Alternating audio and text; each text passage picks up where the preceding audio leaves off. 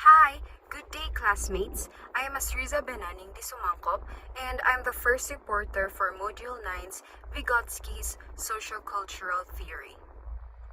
So previously along the course, we have learned different developmental theories. And for today, we are going to discuss another one by Lev Vygotsky. So this is Lev Vygotsky.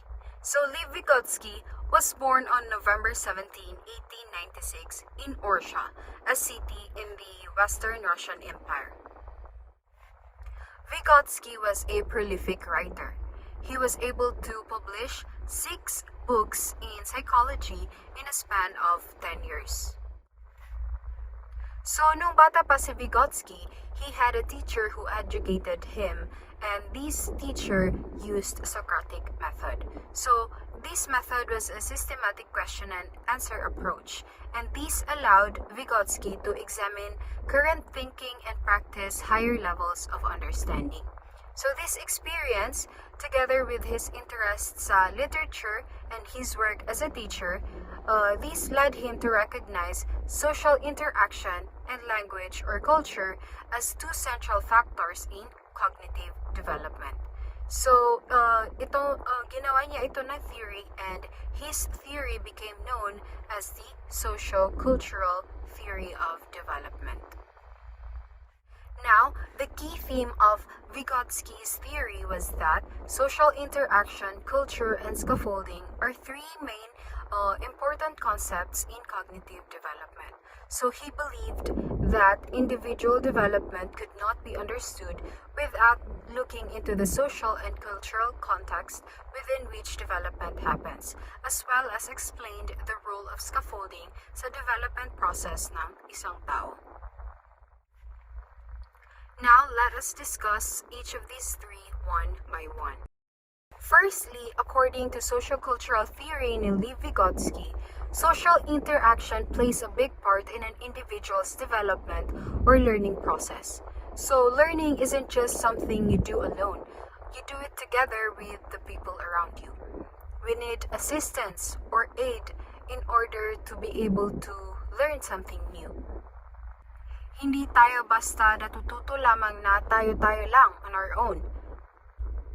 Vygotsky emphasized in this theory that learning doesn't occur in isolation. Isipin nyo kung paano kayo natuto magsalita or magbilang, di ba? You don't just wake up one day tapos marunong ka na magsalita or you know how to count. No. You learn by talking with your family, teachers, and friends. They help you understand things and they give you tips along the way. For example, nung mga bata pa tayo, how did we learn to talk and communicate? It is by observing those around us or by copying ano yung itinuturo sa atin ng parents natin, both of which are forms of social interaction.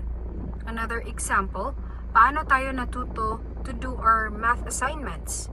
It is by following yung itinuturo ng ating teachers in school. Another example, how do we learn other basic things like arranging things or even playing? Through interacting with friends and learning from them.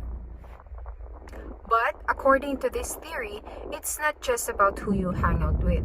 Vygotsky also talks about culture in this theory.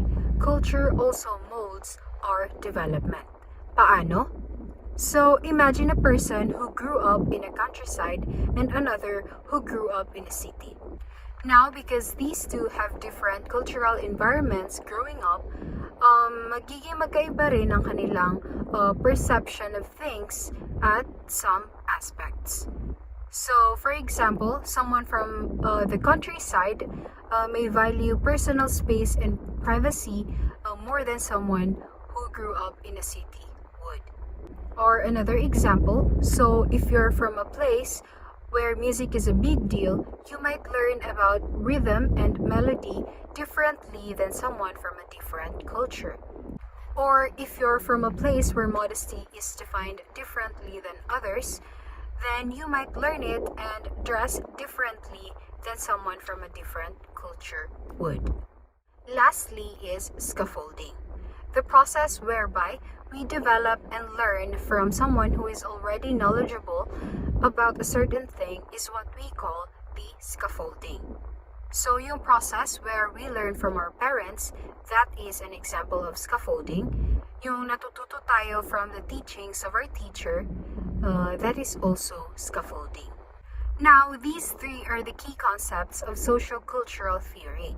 In summary, according to Vygotsky, as stated in the socio-cultural theory, he believed that human mental and cognitive abilities are not biologically determined, but instead, it is created and shaped by use of language and tools in the process of interacting and constructing the cultural and social environment. So overall, Vygotsky's theory reminds us that learning is like a team sport.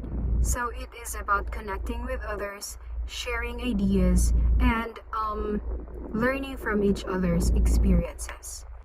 Now that is all for my part of the report. We will delve deeper into socio-cultural theory by listening to Ms. De Simban's report. Thank you.